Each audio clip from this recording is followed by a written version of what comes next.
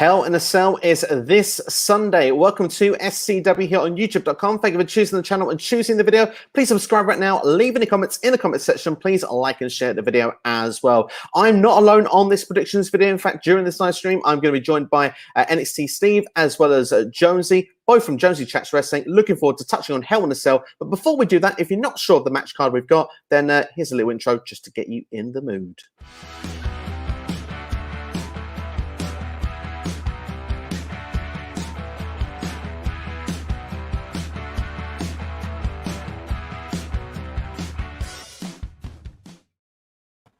So that is the matches there. Here are our guests. I'll go straight up to NXSteve. How are you doing? Thanks for joining us here on the channel. Very good, thank you. Thank you for having me. I'm very good. Yeah, it's great to have you here. And Jonesy, how about your good self? Always good to be here, mate. Thank you so much for having me. It's an honour to be on the channel again. It's great to have you both here. And of course, just come off Jonesy's channel actually for the Monday Night Raw review. So after this, if you've not seen it already, recommend you head over to his channel and go and check out that review. And of course, we'll leave the link in the description for you also. But Hell in a Cell is this Sunday. We currently have 5 matches, as you've seen there, to discuss. Excitement levels going into it, NXSteve. 50-50 for me, but like I said, if I think of it that way, then if it's better than what I hope it to be, then it'd be a much more positive show for me. Absolutely, indeed. And Jonesy, how about your good self?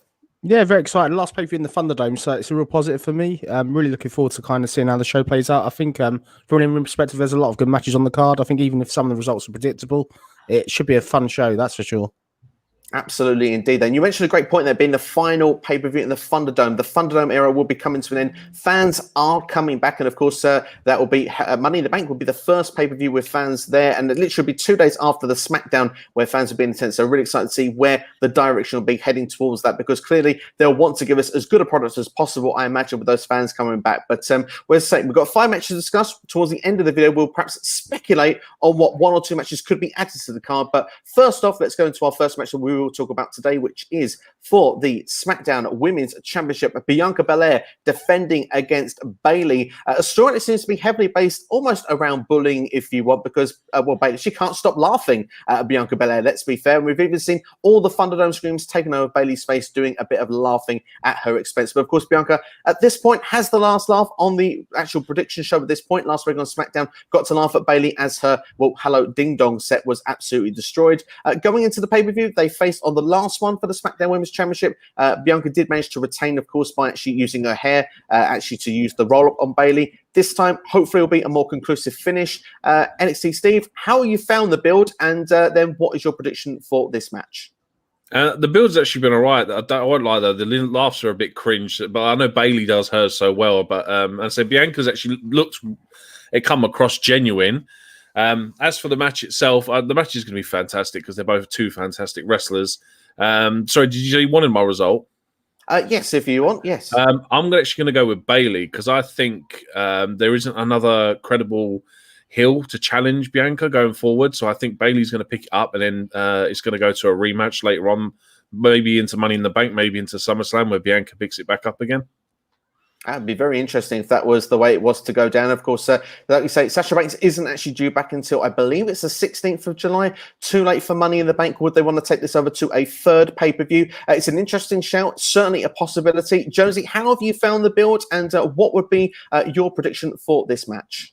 I've kind of enjoyed it. Obviously, it's been a long-time feud. They had the pay-per-view match last month for WrestleMania Backlash. This is another one. Yeah, it's been okay. I like the tease of hair and stuff throughout. I think it's been fun. In terms of outcome of the match, I think I'm going to go different to NXSteve. I think Bianca Belair to retain, and I think it'll be Bianca Belair Carmella at the next pay-per-view.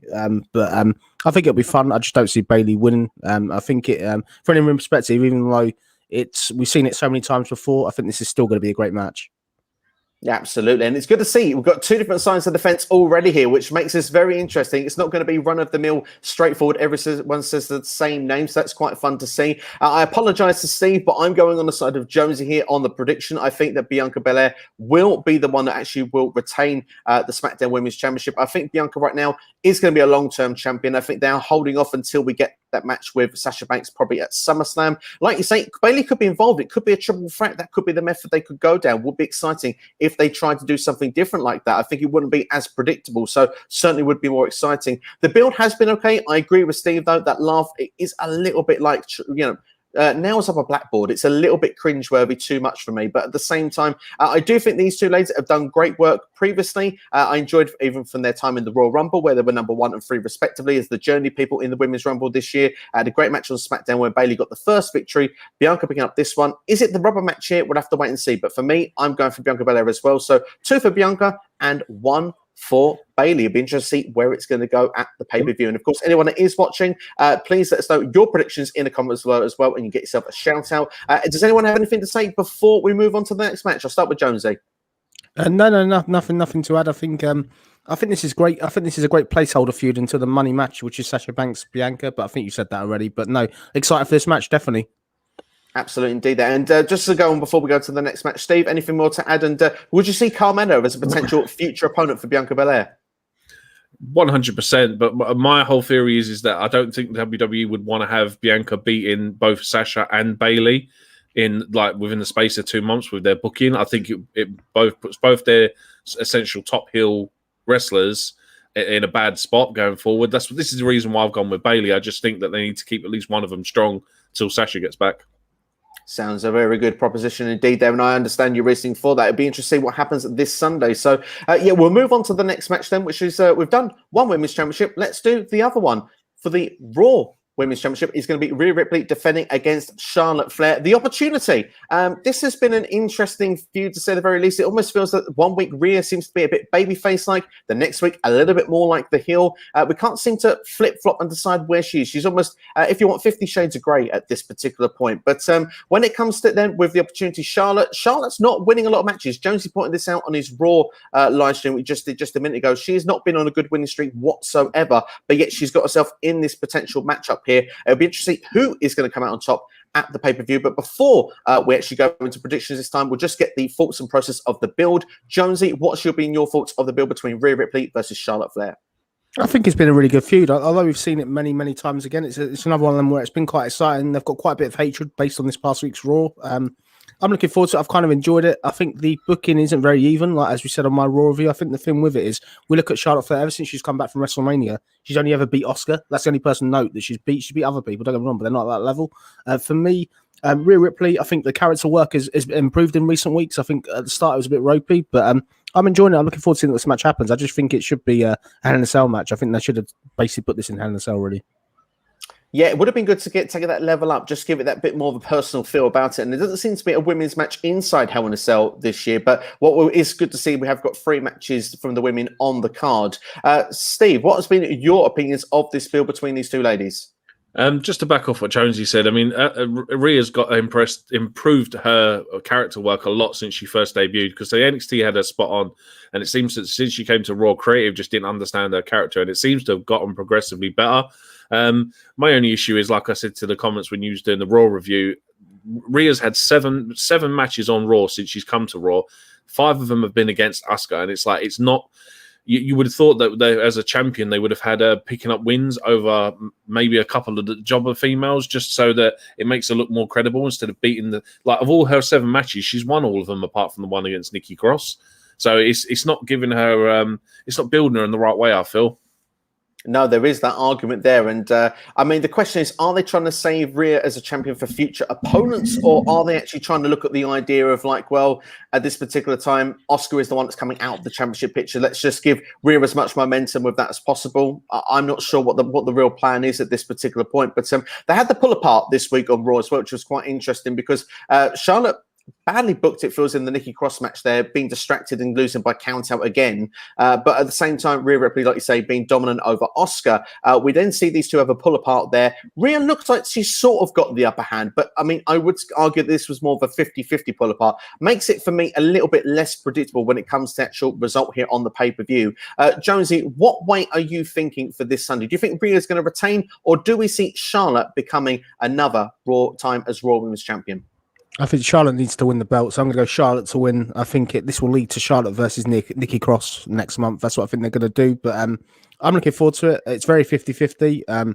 I think the booking of both has been questionable, like not Rhea, but Charlotte, especially losing to Nikki week on week almost, but I'm looking forward to seeing it. But for me, I think Charlotte Flair to get the win, she has to get the win there. Otherwise, all that recent work of getting that one win over Asuka is for nothing, really. That sounds a very good point indeed there. Steve, what about yourself? Yeah, I've gone for Charlotte as well. I mean, even since the previous women's title match where it was a triple threat between the three of them, I think it's now time for Charlotte to take that title back. I think that it will give more chance. There's a lot more faces to chase the title. So say even if it is a Nikki Cross or if it's Rhea again, putting it on Charlotte is the smartest decision. Do you know what? I have to agree with you both. And my reasoning for it is the fact that I love that Jonesy's idea of as well, Nikki Cross getting the next title match, and then we can put Charlotte versus Rhea at SummerSlam. And my reasoning for it is because if Charlotte continually has Rhea Ripley's number, we can finally push Rhea Ripley more towards the babyface side, because it becomes like, well, you took my moment at WrestleMania 36. I was supposed to be at that certain position. And then you've come here, you've took that moment away from me again. Perhaps I was, of belief that, I was too cocky or whatever. Now she becomes, rather than just being the nightmare, she becomes that sort of rebel babyface, if you want, and she gets that moment in front of fans. They've actually become a journey to the storyline rather than her just turning up on Raw and winning the championship at WrestleMania 3 weeks later. It just didn't feel the most organic championship title change, in my opinion. And I think that at this moment, something isn't quite clicking for me with her as Raw Women's Champion, which seems criminal in a way. So I think that championship change is necessary. Give Charlotte the belt. Rhea can win it back at SummerSlam. At that point, then Rhea can go off to fresh opponents, and maybe at that point we can take Charlotte off of Raw and move to SmackDown in the post SummerSlam draft. But gents, have you got anything more you'd like to add with this before we move on to the next match? I'll start with Steve. No, I'm okay. Yeah, I can move straight on from this one. Yeah, and Jonesy, yourself? I actually see Charlotte obviously winning this, as we said, but I actually see Charlotte and Becky Lynch at SummerSlam. I'll put that there now. I think that's the money match they're going to probably do, maybe. I would. Well, that sounds amazing. It wouldn't be surprised if Becky Lynch comes back. You wouldn't be surprised to see her back in the championship picture almost immediately. So perhaps that could be the direction they would do. And of course, Becky never lost the Raw Women's Championship, so that would make kind of sense indeed there. And give a quick shout out, Wrestling by Waldred, saying hello lads, on the way home from work and looking forward to hearing your predictions. And as we look forward to hearing yours as well, thank you for checking out the stream. And anyone else that wants to throw in their predictions as we go through the matches, feel free to do so, because we're now going to go on to our third match, and it's our first Hell in a Cell match that we will be discussing, and it will be the almighty WWE Champion Bobby Lashley defending against Drew McIntyre, of course, the Scottish psychopath, picking up the victory on Raw this week. The first time Drew has managed to actually get a victory over Bobby Lashley since Backlash last year. It feels that Bobby has been so dominant in this feud in the last number of months. Every time that Drew has had the opportunity to try and take the championship, he's fallen short. So the question is here on the build here, are we enjoying the build of what's going on with Drew, and what will happen at the pay-per-view? Is he going to continue to fall short, or is he going to go back as champion when fans return? Steve, we're going to start with you with your thoughts of the build of Bobby Lashley versus Drew McIntyre. I'll be honest with you, I'm kind of bored of seeing Drew McIntyre go for this championship. I mean, he's had, like you said, he's had ample opportunities to try and actually win this title, and he's failed every time. Yet every time they just keep giving him another shot and another shot and another shot. I know a lot of people are probably going to say Drew McIntyre, but I want Bobby Lashley to win, so I'm going to say Bobby Lashley. I think take Drew at this main event title for a while. I've said to Jonesy ages ago, sticking him in a tag team with Sheamus, have them go on a little tag team run, just sort of keep him away from it for a while, just so he's not so sort of oversaturated as this top babyface. Understandably, yeah. I mean, Drew has been there since the Royal Rumble last year, arguably one of the best Royal Rumbles of all time. Drew has been in and around that main event. He won the championship at WrestleMania 36, and since then there just hasn't been that gap, that break there, which we'd like to see. So now I completely understand your thoughts and feelings with that, and why support would be going for Bobby Lashley heading into the pay-per-view. And Jonesy, what are your thoughts with this? Yeah, I think it's okay. I think it's been an okay placeholder feud. I think, unfortunately, Bobby's lost a bit of momentum since he won the belt at WrestleMania and he started bringing in the Lashley train and whatever else. I've kind of fallen out of love with seeing him in the ring, really. He's not been as much fun. He's not the hard-hitting Bobby Lashley once new to me, but I think it's an okay match. I get that this is a feud ender. We've seen kind of Bobby Lashley and Drew in so many sort of different scenarios already. We obviously had this match kind of back on May 10th already, which they've already done this match. They're obviously back at WrestleMania, done this match. For me, I think it can only really go one way. I think Lashley has to win. I'd be disappointed if Drew does win. I just don't think there's been enough for Drew's last opportunity. They've not really said enough that this is Drew's very last chance. It hasn't really been hyped. Like even this week on Raw, although he got that big win in the 6-man tag, it's not like there's any consequence. Drew isn't really generally scared of sort of losing his one chance at the title. I think for me, Drew to lose, and I think he will go to SmackDown as soon as the draft is open. Do you know what? I think you make some fantastic points, particularly they didn't make such a hype on Raw that if Drew loses this Sunday, like the fact is there, boom, that's it. I don't remember seeing it being brought into lots of story terms because Drew, he should be frightened of the idea that he's not going to get this opportunity. But perhaps then, as he got to the end of Raw, faced things head on and made sure that he got the victory over Lashley there. Sometimes that also can be the curse going into a pay-per-view. You get the advantage on the show before you go into the pay-per-view. It's been going on for years now, and they don't succeed on the pay-per-view. And also, the other philosophy is, we've seen things going backstage of MVP and Kofi Kingston as well. Are we leading to Lashley versus Kofi at Money in the Bank? So for the reasons, gents, you've both gone for Bobby Lashley. I have to agree with you both. I think it's going to be a clean sweep here. I think Lashley has to retain here. And I think also Drew shouldn't be around the championship picture for a good few months. But I certainly think he shouldn't win it until fans are back. Before I get any more thoughts on that, because we've got quite a few comments come flying in here, I just want to say we've got Edward Almonte saying he thinks Bobby Lashley is going to be picking up the victory. So it's another clean sweep there for you. We've got Randy Sam in the house there, says sup. SCW Jonesy and Steve as well. Hope you're doing well, Randy. Thank you for checking out the stream. He's got a nice, interesting suggestion as well. Does Jinder Mahal attack Drew McIntyre? It's the feud it feels a lot of people wants to see. I can see Jonesy looks very happy already. So I'm going to take it to you first. Should Jinder Mahal be the reason that Drew McIntyre doesn't win this match? 1,000% yes. You came up with it. The first idea I heard of that was you. You said it many, many weeks ago on our channel. You said that we did a Raw review. When Jinder came back, you said he has to attack Drew eventually. And you're with the money. I think it has to happen. I think Drew can't win this. Drew can't lose this match clean for me. I think if they want to be sensible and they want Drew to be angry and lashing out, this is a great way to get Jinder back on the product. So yeah, I'm a massive fan of that. I hope they do it. Yeah, absolutely. Especially as the thing as well. We hope in a way that, I mean, I don't know if we hope we get a Kofi heel turn, but it feels like Kofi isn't going anywhere yet. I feel like that story is just, it's in its baby steps. We shouldn't really take a big leap of faith at this moment if Kofi was to turn on. So perhaps Jinder would make more sense at this point because we can just take Drew completely out the championship run, and then that way we can just say, right, we've got a new feud here, and then we can move on with Lashley with someone else. Steve, what are your thoughts on the idea? Should Jinder Mahal be involved here, costing Drew McIntyre this match this Sunday? Absolutely, 100%. Jinder's been off. He's been on TV once since his return. Obviously, there's that whole 3MB feud, or rather, or tag team that he used to have. It makes sense. Obviously, Jinder's in there. He can sit there and say that Drew's taking his spot. That's going to be a great rivalry going forward. Just to touch on the Kofi Kingston thing, though, why doesn't anyone ever mention that he was beaten by Brock Lesnar in like 7 seconds for the World Championship? Because every time you have this interaction with MVP, he sits there and says, "Oh, you're not the champion anymore." Why doesn't Kofi just turn around and say, "Excuse me, I lost to Brock Lesnar in 7 seconds. That's why I never got a rematch." Yeah, it's a good point, because if you do lose in 7 seconds, 3 of them are the pinfall. So there's something clearly that's gone wrong in that match. So no, you make a valid point. And speaking of Brock Lesnar, we're taking on a different avenue here now, because we've got a brand new comment that's come in. Thank you for actually watching us and checking this out. He says, hello to us, but does Brock appear and break the cell on Sunday? So you mentioned Brock Lesnar there, Steve. Should we be looking at this after the match where Brock Lesnar perhaps will confront Bobby Lashley and we start a build between them two at SummerSlam? I certainly would love to see it. Would you like to see it? Yeah, 100%. So if you can get Brock in there, it's the match everyone's been asking for years between these two. And if we can get it at SummerSlam in front of a packed crowd, which is like they're saying that SummerSlam is going to be their WrestleMania, this should be fantastic. It would be indeed. Jonesy, how would be your thoughts with this? Yeah, I'd love to see it. I can't see it happening. Unfortunately, for me, it'd be a bit like the time Kane debuted. You could do that effect with Brock ripping open the door and stuff. It would be so cool. But for me, I think Brock's comeback's waiting for a crowd. I think they're going to wait till the crowd comes back, in all honesty, and then that's when he'll come back. Absolutely, no, it makes sense indeed. So if you had to pick one of two things there, I'll start with you, Jonesy. If Jinder was to attack Drew or Brock Lesnar was to show up, which one would you like to happen the most, and which one do you think is most likely to happen? I think we know the answer to that second one already from you, George. Yeah, Jinder is most likely to happen, but I wish Brock would turn up. If Brock turned up, you'd get the internet breaking. People would be talking all day long. I know I'd be talking about it on Monday, that's for sure. Absolutely. And same for you, Steve, that same question? I'm going to say both Jinder for both of them, because I want Jinder to be back on TV. A lot of people don't give him credit for his first run as WWE champion. A lot of people slated it and just said it was a marketing ploy.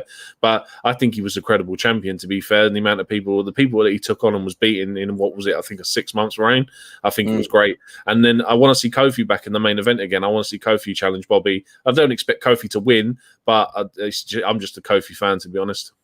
Absolutely, I agree with both of those things there. And I think, as George said there as well, the idea that save Brock until fans are back, I think is an awesome idea. So if Brock comes back when fans are there, you can do Bobby versus Kofi in the meantime. Drew versus Jinder. I think everyone's a winner. I think that works perfectly. Martin Carrillo is with us. Hello, Martin. Thanks for checking that stream. It says, good morning, afternoon in the UK to us three. We're doing very well. Thank you. Hope you are as well. He goes on to say that WWE will be forced to stop booking repetitive matches when fans are back, which hopefully will be better for everyone. I think we can all agree with that there. I see the nods before. You don't even have to ask the question. That's how much we're all in agreement with that there. And we've got a prediction there for you there. Bobby Lashley wins there from Maj.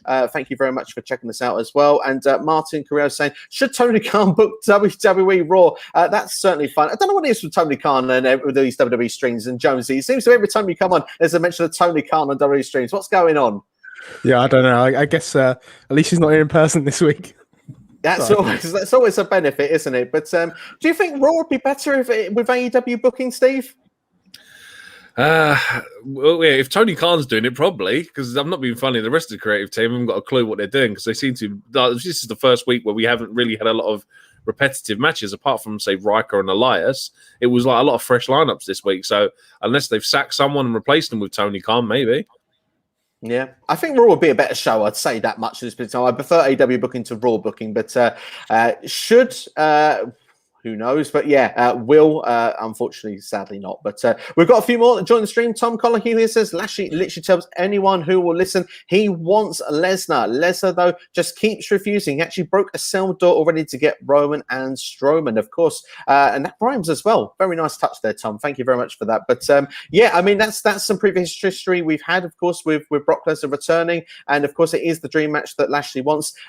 I mean, surely the fans want it as well. Let's just hope WWE will listen. That's all we can say on that one. Of course, we've already said that we'd be a big fan if that match was to go down. And Jason Michael with us there says he's picking Lashley to win, but does Kofi turn heel on Sunday? Will be an oh my god moment. Attack Woods too. That's the thing. I mean, if Kofi wants to turn heel, obviously Xavier Woods wouldn't be coming with him. It made perfect sense as well why that RK Bro New Day match wasn't this Sunday. Do we see Kofi on the pay-per-view in any capacity, even if it's a backstage segment with MVP? Jonesy?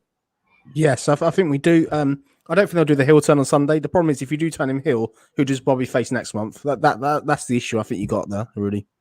Yeah, I can agree with that. And Steve?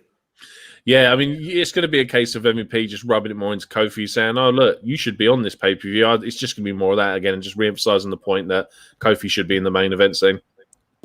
Absolutely, indeed, there. And just one alternative idea before we go to our next match from SC Williams that's joined us here. SCW, technically, if you look at the first three letters. Lashley wins and then starts a drum playing. Goldberg's music hits Goldberg versus Lashley at Money in the Bank. And we've got a lull to finish it off. Steve looks mortified. Yeah, what's your thoughts of that one? No, just please, God, no. Please, no. Jonesy? I remember fondly the Royal Rumble when Drew and Goldberg had their match and it was like cardiac arrest watching it. I was having a heart attack worrying that Drew was going to lose. So I don't know. I can imagine Goldberg beating Lashley and I think I'd probably I might have to switch the TV off for a bit. Yeah. I would quit watching wrestling or something probably. To be fair, if they were to book it as a match and Lashley was to go over, I don't think it'd be the worst idea. But I want to see Kofi in this position. I mean, it's not something that I think will happen. And just quickly, Tom Collier has actually said here, Goldberg's 7th match of the year is saved for Saudi, thankfully, which I think, that probably rules that idea out for now. And who knows, Lashley versus Goldberg could be safe for Saudi. That's one for a live stream in the future, quite potentially. Everything Pro Wrestling is with us. Hey, SCW. Hey, hope you're doing very well. Thank you for checking out the stream. And also, Tom has gone on to say that he likes the idea of Kofi getting a bit darker, but that would generally be the end of the New Day, and I don't want that. I'm so torn. So that's the thing. I mean, of course, then what happens when the draft happens? Does Big E come into the mix to try and fix it? There's so many different potentials that you could get with it. So it could be exciting in some way, and that's why I want that storyline to breathe and to play out over the course of weeks and months. Steve, what are your thoughts with this? To be fair, I don't see them putting New Day back together with the next draft coming up. I think they're going to keep them separated again for a year. It might be a case of switching them over and New Day, say Kofi and Xavier go to SmackDown and then Big E comes over to Raw.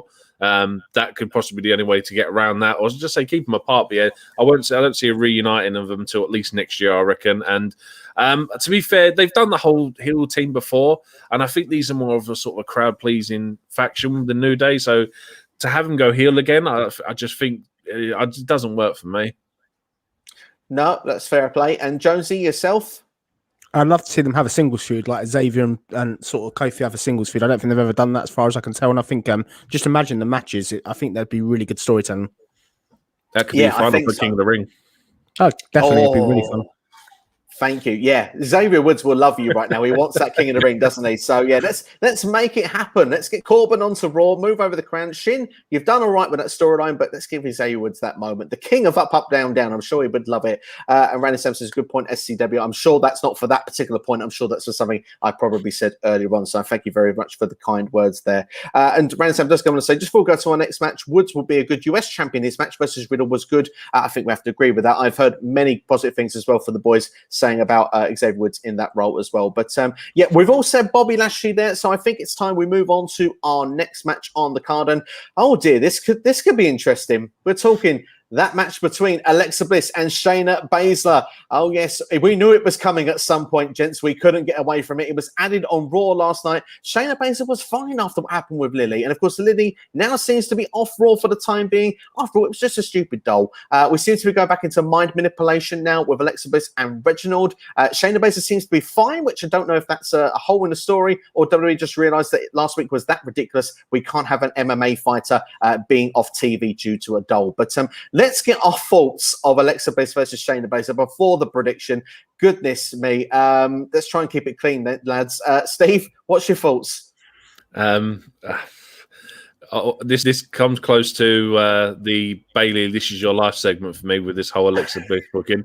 This is terrible, man. I don't think they had a single clue what they were doing with it when they sat there and thought, let's make Alexa Bliss a top heel as a sort of a superstitious, supernatural figure. This does not work for me. The match is this inside Hell in a Cell, or is it just a normal match? It's just a normal match there. Oh yeah, it's gonna be Alexa Bliss. This saddens me, man, because I'm a big Shayna Baszler fan. I just say she's gonna get put over for the sake of a doll with some dodgy teeth. Yeah. That's the thing. Randy Sam says Jonesy's face expression when we got to this match shows perhaps not impressed. George, what's been your thoughts? Yeah, okay. I think they've made some improving this week, that's for sure. But it's great to see Alexa on a pay-per-view. I'm going to be positive. It's great to see her finally on a pay-per-view again. This is only her third pay-per-view match since June last year, which has been a real travesty to the women's division. But yeah, for me, it's okay. I don't think this is a match. I think this is more an angle. And I think for me, based on the hypnosis we saw on Raw, I think Alexa's not losing. She's not being pinned, but Shayna's going to join Alexa. I think that's the outcome of this, really. And I think it'll be fine, but as long as Shayna gets a push out of this, I wouldn't mind Shayna joining Alexa with like a bit of a demonic fiend type role to her, and then she can go on some sort of singles push, which I don't know if she's the character to pull that off, but I'd like to see that personally. That could be interesting, though, like you say, because the mind control part of the supernatural stuff, I'm not as against, but it's more the stupid stuff that just won't add up when fans are around, and particularly when it comes to, as Everything Pro Wrestling says, this doll storyline. Yeah, and of course, I've been told that it's behind me. That's not a good idea. Hopefully, it will not be behind me. But yeah, I mean, it's interesting to see what will happen with it. But would you like to see Shayna Baszler aligned with Alexa Bliss, Steve? It would at least be something to keep her on TV. So I'm always positive for that. If she stays on TV and stays relevant, then fine. It's not my ideal booking, but like I said, if it turns out to be all right, then I'm happy for her. I said I'm always encouraged to have my mind changed about things. Like I said, I'm not a big fan of this match, but if the match turns out to be fantastic, then I'm all for it. There you go. And the thing is, it's sometimes it's the journey, but with this, it definitely is the end game where it leads to. And like you say, if Shayna can get a rub or something out of this, then that certainly would help. And of course, there is someone that perhaps could be involved this Sunday here, Nia Jax and Reginald interfering. That certainly could be a potential after Raw this week. Could you see Nia Jax and potentially Reginald being involved this Sunday, Steve? Yeah, to be fair, you could, because then you could, instead of, I've always had this thing that I still think Alexa's suffering with some sort of long-term injury, and this is why they don't have her wrestle this often. So this could play on that whole Shayna being sort of an advocate, well, to say being under a mind control from Alexa, and then you could have Shayna versus Nia being controlled by Lily. So yeah, it could work out. It could work. It might work. It could happen. We'll have to wait and see. Jonesy, what are your thoughts with some of this then? And could we see Nia and Reginald involved this Sunday? Yeah, I think so. They've got to do that based on the story arc they're working on and what we've seen on Raw recently. I think the main positive of it, this is a pay-per-view match for Shayna Baszler. It's an opportunity for her. She's not had a pay-per-view match since WrestleMania, so it's a long time for that being on pay-per-view. But looking forward to where it goes. If they do that, look for Shayna to join Alexa and then turn on them too. I think that's obvious to me. That'll be the payoff to that if they do that. That would be interesting if that was to go down there. Yeah, this hasn't been my cup of tea, I'll be brutally honest, particularly that ending of Raw last week, which we did on your Raw review, Jonesy. And if people haven't seen it, I recommend people to go and check that out. You can get a full reaction of what we thought of that. It definitely was quite in bit of detail as well. But yeah, I mean, ultimately, I think it's quite clear Alexa Bliss going over on this. I am interested in seeing what she's been doing with the new characteristics, very Fiend-like in the match she had with Nia on Raw this week, with kind of like the crawling. Certainly is an interesting dynamic added to the character. So let's see what will happen. And I do promise, Marta Kira, this will be the last time we mention Lily on the stream. Can you guys stop mentioning her? She will haunt us over the next decade, so please just keep her in your memory. Rest in peace, 2021 to 2021, indeed. We've got a couple of other comments that have come flying as well from Jason. Alexa wins, but Nia to interfere and Shayna to attack Nia at the end. Then Alexa will play mind games with Shayna, and that will make her snapped. That's very interesting philosophy, very similar to stuff that George has been saying. And Randy says that this doll thing is silly, but I'm happy Shayna is getting a storyline. She's so underrated. I would love her to win Money in the Bank with the help of Alexa. Now, that's an interesting proposition because, like you said there, Jonesy, if she was under mind control, she was to come under the spell, but yet she was to do perhaps the work on Alexa's behalf and go into Money in the Bank, win there with Alexa's help, perhaps with, I don't know, mind control. Let's see. I don't know. It's been bonkers anyway, but that's impervious to pain, doesn't feel anything, or becomes the vampire or whatever. Could that sort of be a storyline you'd like to see, George? Yeah, I think so. I think we're missing the Fiend, so I think this is a great payoff. Like, they need to do a female Fiend. I've always said that, and I think for me, it'll be great. I just question whether Shayna's got the in-ring skills to do that. Certainly, I just don't know whether she'll have the charisma to pull that off. But if you put it with Alexa, then it kind of works. Alexa can cover that. So yeah, I'd be a fan of that, definitely. And Steve, yourself? Yeah, that sounds good. That sounds great because it makes this more of a positive thing to look at and more positive to look forward to in the future. My only other thing is as well, with this being the last pay-per-view in the Thunderdome, do we reckon this is going to be a cinematic match or some form of cinematics? Because it's the last time they're going to get to be able to do it without fans. It's a very good point you make there, because obviously the last pay-per-view match for Alexa Bliss was against Randy Orton. That was pure angle and pure cinematic. And of course, Randy kind of didn't get any offense in that intergender match. So fantastic point you make there. And Jonesy, would you feel that that's a strong potential as well? Yeah, I think so. I think this is the last time they could do the kind of stupidness apart from the pre-tape vignettes and stuff like that. So yeah, I'd agree with it. Let's put a positive out there. I'm sure both you two guys would agree with me. This is actually two female wrestlers getting a chance in the ring rather than a doll getting a win. That is a fantastic positive, and I've got to give a clap to kind of WWE to drop that. They've dropped that this past week, was really clever. I think that's the biggest positive. I was slightly concerned going into this pay-per-view, even before we did this review, that we'd have a doll pin Shayna Baszler. And the fact they haven't done that, I can smile. I can breathe. My week's a lot better. You know what I mean?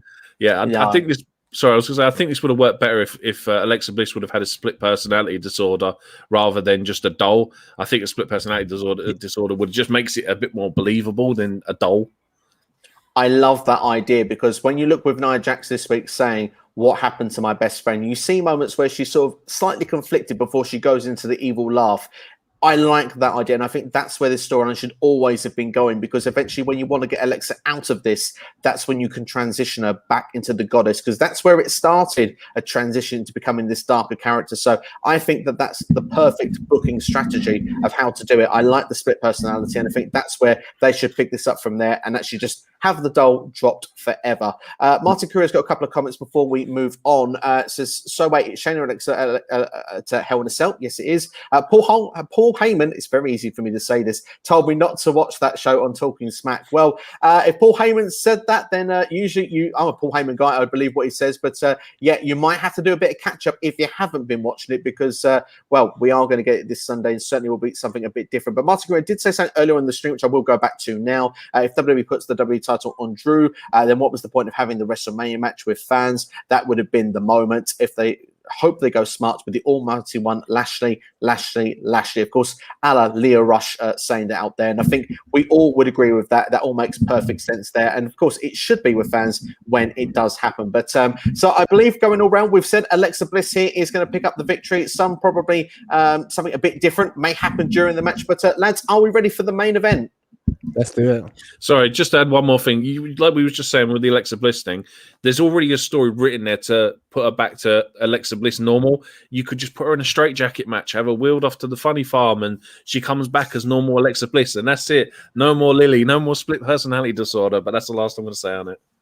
Get you in creative, man. This is so much fun. This is like the 90s back here. Like, that's awesome. Because that's something that, dare I say, there would have been Vince Russo-esque of a booking of a storyline. But back then it worked. And this would work now because it'd get us back to, like, get us being to normal. Why not? The straitjacket idea works to me. And we've had matches like that previously. Yeah, bring it back. It'd be fun. I like the sound of that. Jonesy? Yeah, it's really good. You're on fire today, mate. That's for sure. Makes a change. Can you replace Vince, please? That'd be really, really good. But no, I like it. Going back to kind of what Martin Carrillo said, another quick point, just while I think of it. So he said, obviously, what's the point of changing the belt to kind of Drew? Why they didn't do it at WrestleMania? I think the thing is, let's look at WrestleMania. Going into WrestleMania, the fans were kind of going off Drew. I think if Drew would have beat Lashley at WrestleMania, the fans would have booed. It would have started the show off with a boo, which is, I think, the reason why they didn't do it. Because Drew wasn't as over then at that point. He'd kind of tailed down, unfortunately, due to repetitive booking and stuff. Absolutely. Yeah, that's why you say you need to get him away from the title scene. And you need to get him rebuilding back up to the hype that he was at last year's Rumble when he was at the peak and like when people wanted him to win at WrestleMania. They now need to start that rebuilding process all over again. Absolutely. Just to say very quickly then, lads, just before we go on then to Rey Mysterio versus Roman Reigns, I think I've definitely not got something right in me drink today. But I will just say, when is the right time Drew McIntyre should win the championship if you were to pick a pay-per-view in your opinion? I think WrestleMania 38 is the right place to then leave him that far away out of it. I did a video actually on Drew McIntyre how I'd book him from now to WrestleMania 38 if people haven't seen it already. But what pay-per-view or what time period do you think is right for Drew to win the belt back in your opinion? Steve, I'll go with you first. I'd say Rumble or Mania because it needs to be one of the sort of big five. So you're either your Survivor Series, your Money in the Bank, your SummerSlam, Rumble or Mania. So either one of them two for me would work. Mania, yes, because obviously then he finally gets that Mania moment again in front of fans this time, and it will be justified. But I say that or the Rumble for me works. Absolutely, Jonesy. Yeah, I think you got to go WrestleMania 38. As you said, I think it's the one really to do. It just depends on who he's beating. He's obviously not going to beat Roman Reigns. That's the thing. He may do, but I can't see it. But no, definitely give him a time away from that main event, and let's make sure that he's built up as the Drew that everyone was really behind going into WrestleMania last year. Absolutely, indeed. I have to agree with that. Multiple comments come flying in, so let's go through those comments quickly. Renegade Ryan saying, yo, how are you doing, Renegade? Thanks for checking us out. Jeff Samuel in the house as well. He says that he's picking Bianca to win. Bud does. Sasha Banks return. But it would be crazy if Bayley wins out of nowhere. I wouldn't be mad. Bayley is awesome, and so is Belair. So, yeah, I mean, Steve, you picked Bayley earlier on, so that would be definitely, would be a great outcome as well. And it seems that it would be a fan of Jeff as well. We believe Sasha Banks is going to return on the SmackDown before Money in the Bank. So she shouldn't turn up this Sunday, but we'll be interested to see how they will book things between then. We have covered this match already, so I would recommend going back to check out the earlier part of the stream because we did touch it in quite a bit of detail and the idea of if Bayley was to win the championship as well. But Martin Carrillo does say it's crazy that WWE is just booking between 5 to 6 matches on the pay-per-view card instead of like 8 to 10 matches. It feels like the show will go smooth, and that's the thing. Shorter pay-per-views seem to be the way as well at the moment. Jonesy, I know you're a big fan of the fact that we're going to shorter pay-per-views once again. Definitely, real positive. Let's look at NXT TakeOver this week. 2 hours, 20 minutes. That's a great length for a pay-per-view. That's less than an episode of Raw. And the thing is, if you've got a 4-hour pay-per-view, it's just a lot gets lost in translation as well. I think it's far too long. But for me, shorter pay-per-views, the crowd get more engaged when they will be back. And I think it's much better. It makes much better viewing. And the matches, they get a good time. I think people don't get burnt out so much. Yeah, I would have to agree with that. And Steve? Yeah, I mean, for me, the biggest one is Mania going to 2 nights because I think that should have been the plan. It's sort of still 50-50, but most likely Mania every year from now on will be 2 nights, and it needs to be with the size of the roster. No one wants to sit there for 7 hours watching wrestling because by the time you get to the 3rd, 4th hour, the crowd is tired. They're just drained of energy, and your main event is just going to be dead by the time they all get through it. So, yeah, short pay-per-views, and then say even if it's a case of making the major pay-per-views a weekend event, a 2-nighter, just because in that way you get more of the roster on the pay-per-view over 2 nights. So that's what I think they should do is make the big 4, big 5 2-nighters.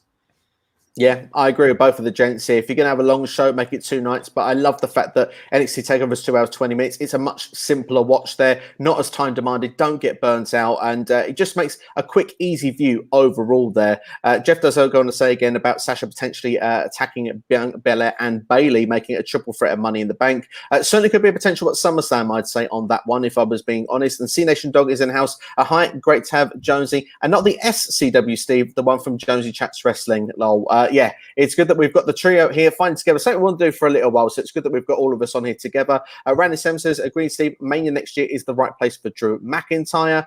We've got Ricky Glow in house. It says short pay-per-view as well. And he says that you want to hear WWE bring back short pay-per-views? Yes, we do. And of course, Money in the Bank will be in front of fans. It makes sense, and he likes it. Certainly, it's the right pay-per-view to do first in front of fans. I think that definitely get a lot of people excited with that case. And Renegade Ryan does remind us as well that Sasha is returning, of course, Money in the Bank, and that will be the SmackDown before Money in the Bank. So, last comment, and we're going on to the main event scene because we'll be short for time. Otherwise, we need to make sure we talk about Roman Reigns and Rey Mysterio. But do we know what is going to happen in Mania next year, Steve? Anybody in the world like Keith Lee, I hope, or Karrion Kross called up? Well, that's the thing. It's so far away. You've got no idea at this point who will be champions and who will not be champions. But certainly, it's all about the journey in this sense. But it will be interesting to see what WWE's path is now that fans are coming back, Jonesy. Yeah, definitely. There's only one champion we know for sure, Roman Reigns. Like, I'll put that on now. That's he's not losing the belt before WrestleMania. But the rest of them, it's an open book really to what they do. Bianca Belair may be kind of similar as well, but it's exciting. I think next year WrestleMania, as I said on a lot of our other streams on our channel, 80,000 fans at the TNT Stadium. They're going to have to pack the card. It's going to be a solid card, and I think this SummerSlam this year, moving forward a bit, they're going to put some effort into it. Everything I've heard, it's going to be a WrestleMania worthy card this year. So it's some exciting times coming up being a wrestling fan. That's for sure. Absolutely, and Steve. Yeah, I mean, especially if they've got this planned draft coming up, sort of the end of August, start of September. Reintroduce a lot of the wrestlers that aren't being used at the minute. For instance, like it says Keith Lee there, Karrion Kross. I can 100%. I can see him going up. He's a Vince McMahon guy just by looking at him, and yeah, his recent NXT match this weekend, I think they booked him perfectly. Like they didn't overbook him and make him too powerful, but for when he was in it, he just looked great. And yeah, so I can see him being called up. But for him challenging for a title at Mania next year, I think that might be just a little bit too early for Karrion Kross. Yeah, I would have to agree with that comment as well. There, I think just a little bit too early. Anything to add, Jones? Because I want us to get on to the main event. No, nothing to add. No, okay, just thought maybe with Karrion Kross. I know that you're a big fan, but let's go on to that main event then. Roman Reigns will be defending against Rey Mysterio inside Hell in a Cell Universal Championship. The family feud is here. Of course, Roman Reigns, of course, has been bad to his cousins, but we've got the father and son duo of Rey and Dominic. But of course, to put them together, Roman was upset the Usos couldn't get the job done to win those SmackDown Tag Team Championships. He's going to put an attack in there for the Mysterios. He's destroyed Dominic twice, including last week on SmackDown, powerbombing him over the top rope to the floor. It looked absolutely, it looked spectacular, to be fair. We know there's a crash mat there, but damn it, who cares? It was a lot of fun. I really like the idea of this feud. I think the match is fresh. I think the match will be exciting. I do think the result is predictable. I'll say it nice and early. I think Roman Reigns is going to be retaining, but certainly I think that this potentially could steal the show, in my opinion. Jonesy, what are your thoughts for this one? Yeah, I think it's going to be a great match. It's very exciting. I think they've done a great job of building it up with short notice. For me, I think I'm more excited about where the Usos go. I think I'm interested in how Jimmy gets involved in this in some sort of towel. And I think this will be a really good match. I think Rey Mysterio is a fantastic wrestler. Roman's a good wrestler. And I think this will be exciting. Although it's predictable, I think it's something new, which is nice. That's what it's all about. Steve? Yeah, the Roman Reigns has been doing some of his best character work since he's had Paul Heyman by his side. Like the whole storyline of getting the Mysterios to win the tag titles, then infuse that into this storyline with Jimmy and Jay has been great. I just would have preferred this to have been a non-title match because if this was a non-title, I'd have actually said Rey Mysterio because I reckon you're going to get some sort of interference from maybe Dom, the Usos, whoever. But the fact that it is a universal title match, 100% is going to be Roman Reigns. As Steve Austin would say, someone's going to open a can of whoop ass. Certainly indeed there. And do you think that this match, obviously Hell in a Cell, we're kind of used to seeing real blood feuds and stuff like that. It feels like this one potentially has come a bit too soon, but has the potential to have that feeling. Is it the fact that it's meant to be so personal so soon? Or is this the fact that perhaps it meant to give a bit of believability? Because one sort of sudden move that happens or weapons in play, yes, it can help the person that's expected to win the match, but it also helps the person that's unexpected to win the match. Should this turn to actually raise advantage, or is it the fact that this shouldn't have been Hell in a Cell to begin with, Steve?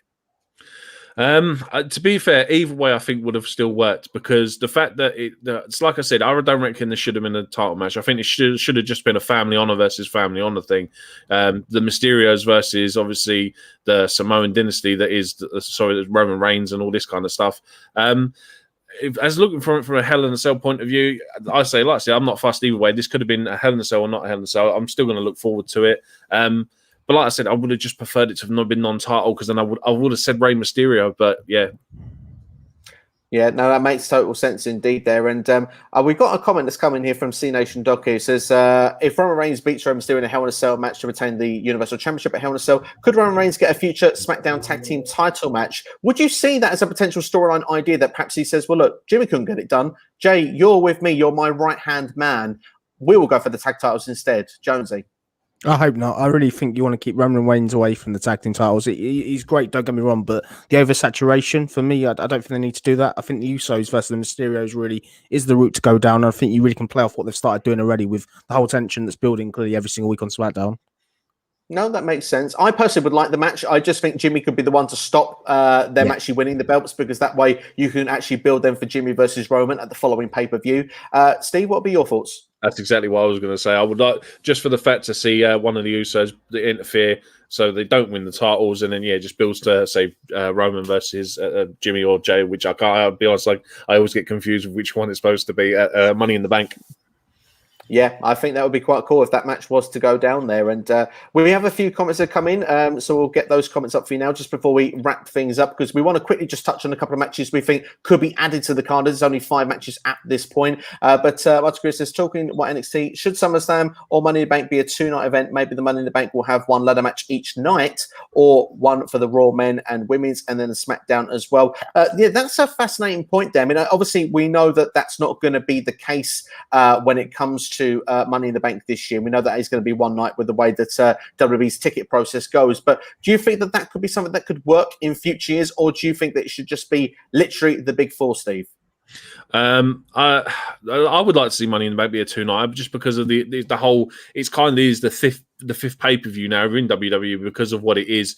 But what he's saying now, I think he's trying to say that one for the Raw Women's Champion, one for Raw Women's, one for SmackDown Women's, one for Raw Men's, one for SmackDown Men's. I think is too many, because it's essentially the same storyline 4 times.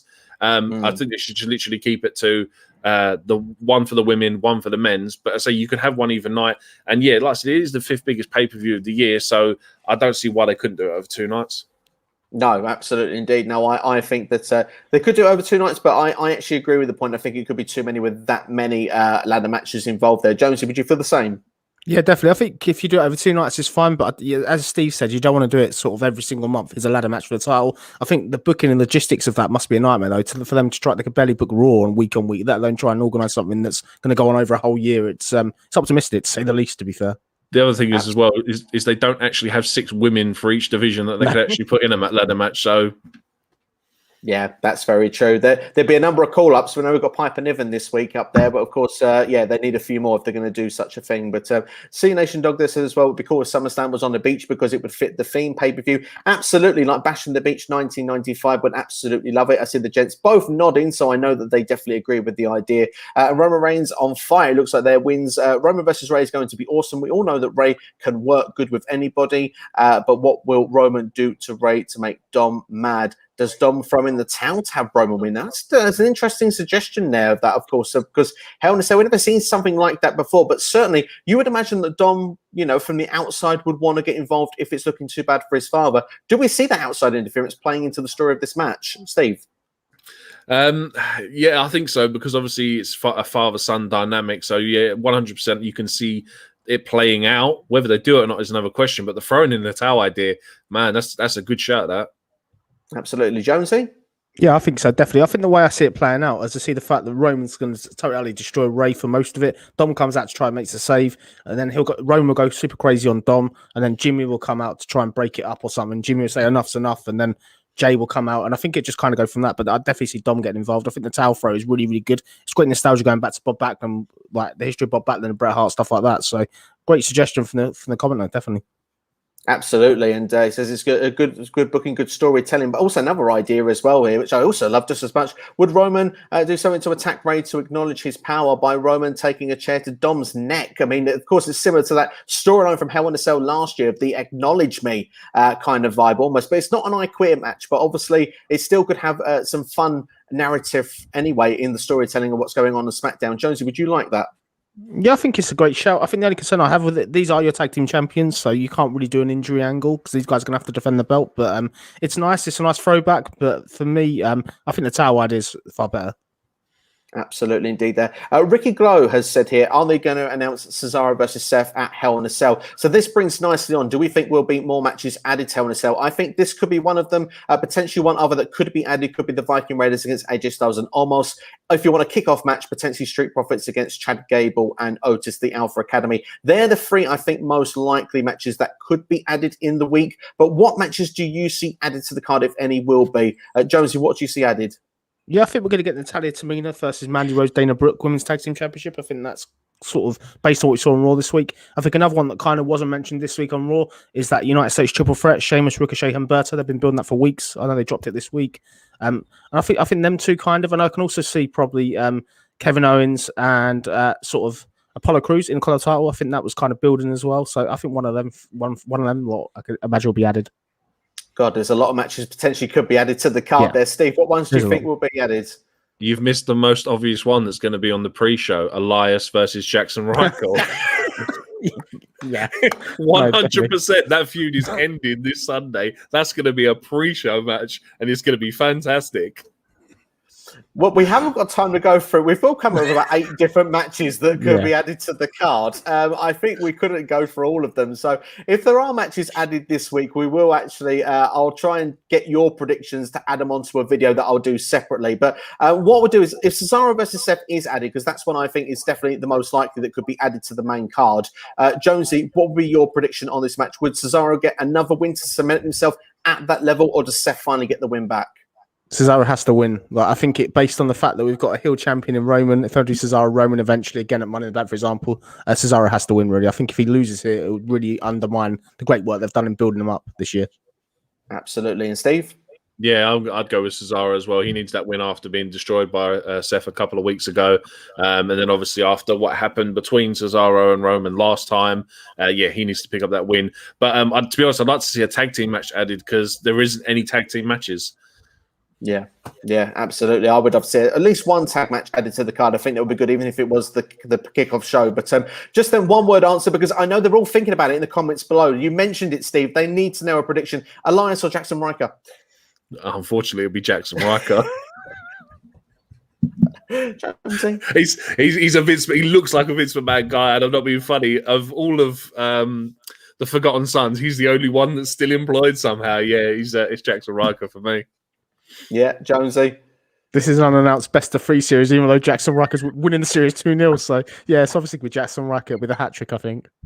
It's not quite Cesaro versus Sheamus from a few years ago, is it? Let's be fair in that best-of-7 series. It's something to be controversial, though. Isn't it ironic that if these guys get onto the pre-show, they're on the pay-per-view, that Arcade Bro can't even get on it? It's just, how can they do that? I know it's time filler and stuff like that, but, travesty. That's my word. Travesty, indeed.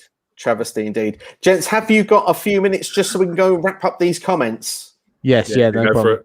Yeah, we'll go through the comments very quickly then, and then we will close things up in 5 minutes' time. So we'll get through as many as we can here. And we'll say there must be there is an option of mine I would like to see, but what if Finn Balor was to call up to SmackDown, then wins Money in the Bank in July, and after that cashes in on Roman Reigns at the end of SummerSlam and wins the Universal title, then it will mark 5 years to the day that the inaugural champion Finn Balor won the Universal title. Interesting, good bit of trivia knowledge there for you. Had to relinquish it the next show, and the next show then finally to get the title back and never lost it. Long-term booking here would be, and I would agree with that. And I think he has gone on to say would love to see this plus character change from that time ago. So yeah, a very fascinating idea there. Jonesy, do you like the idea of that storytelling? I think it's fun. I really like it. I think what they're going to do if they have to do that, obviously Finn wins Money in the Bank. When it's a crucial title match where he does beat Roman, he has to be the Demon, because I think the Demon would beat Roman. I don't think the Demon, Finn could do it off his own bat, really. Like, as much as it was Finn that won the title, I get that previously. But Demon versus Roman, Demon gets the belt, which is great. It's a big shot factor. And then the month after, obviously Finn can lose the belt to Roman again. But yeah, I'm a fan of it. It's definitely different. It gives Finn something to do. Absolutely. Steve? Yeah, I literally was about to say the same thing. If that's going to happen, it has to be Demon Balor. It's the only one that's going to beat Roman Reigns at the present minute. Normal Finn Balor, unfortunately, as much as I love him, I just don't think he'd get the job done against Roman Reigns. I think it all depends how the cash-in's done, but yeah, like you say, I mean, it'd have to be a very vulnerable Roman. Well, if they bring over his NXT character where he is actually a heel, because ideally the Money in the Bank briefcase is ideally a heel prop to be used as a cash-in moment. You don't see, because every time they've normally had a baby face have it, it's I'm going to challenge you this date for the championship. I'm going to give you time to prepare. Whereas if you look at Seth Rollins that's done it, Edge that's done it, all the sort of the big heels that have cashed it in, it's always been a spur of the moment thing. So if he was to bring Finn up as his current iteration as a sort of a heel guy, it makes more sense for me. Absolutely. No, I have to agree. Jones, anything more to add there?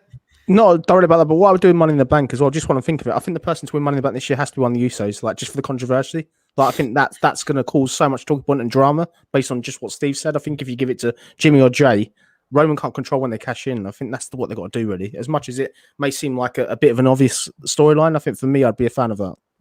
I love it. I would have to tell myself I love that storyline. That would make a lot of sense indeed then. Plus, Roman could potentially say, you're cashing it in on Raw so I can have both belts. There's so many different twists and turns you can do with it. It would be a lot of fun. Sorry, just to say as well, the thing is as well, it's meant, like I've said to Jonesy before, it's meant to be used to tease the champion that I'm going to cash this in on you at some point, so you need to be prepared. So if Jimmy wins it, I say, well, Jimmy or Jay wins it, then yeah, man, it's just something that they can hold against Roman over the next year. And that's the other thing, don't cash it in on the same night like they've done previously. They say it's meant to be like a whole year-long storyline that they can do. And so previously, like Kane, for instance, have all cashed it in on the same night. Alexa Bliss cashed it in on the same night, and it was like, what was the point in having the match if you're just going to use it that night you get it? Absolutely, you're bang on the money there. They need to freshen it up. They've done that trick far too many times there. C-Nation Dog says that Roman Reigns could use the Freebird rule with the Usos with the tag team championships, and Roman can lose the championship without being pinned. Well, that kind of would make sense to it as well, because we see the Freebird rule being used quite a lot. But I'm not sure necessarily that I like the others have said there. I don't think I'd want to necessarily see him as a tag team champion at this point. Steve, I mean, Jonesy said he wasn't a fan of that idea of Roman becoming a tag champion. Would you want to keep Roman away from it, even if it was a Freebird rule?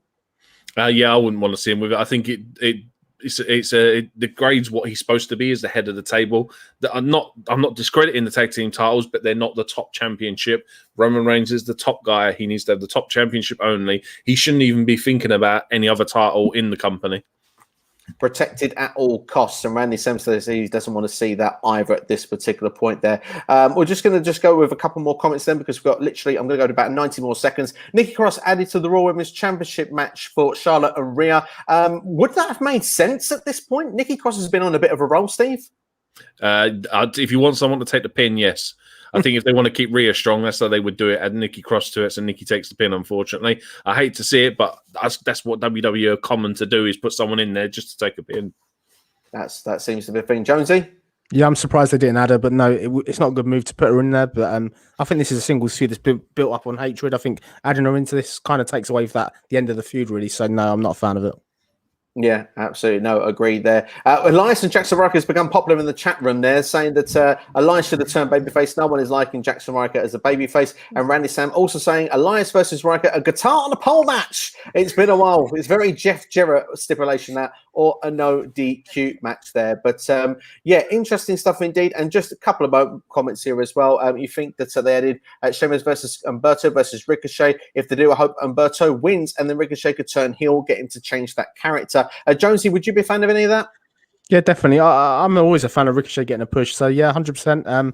I just hope they're on the pay-per-view. It'd be a real shame not to have that United States title defended, really. Yeah, absolutely. Steve?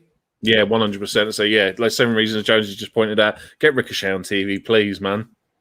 Absolutely, yeah. No, I would have to agree with that. And I'll just give one last comment here for us. I'm going to pick out of the bunch now. Cheddar Notice versus Street Profits. Money in the Bank would be a good idea. Gives Montez Ford time to sell the injury. I think that's an agreeable shout as well there. The lads seem to agree with that as well. But we're pretty much out of time. So unfortunately, we've not got through to every comment on there towards the end of the stream. But do all come back for tomorrow night because 10 p.m. UK time, 5 p.m. Eastern, it will be SCW Live. Going to be joined by Wrestling by Waldridge. Aaron will be joining me and we'll be taking all your questions live, so you can get involved tomorrow with everything there. But this has been the Hell in a Cell predictions video. We've gone through the 5 matches, what we think could be added on. Let us know after the video has gone off air who you think will be winning those matches. If you haven't told us already, hit that thumbs up as well and turn the notifications on to be aware of each and every video as and when it's released.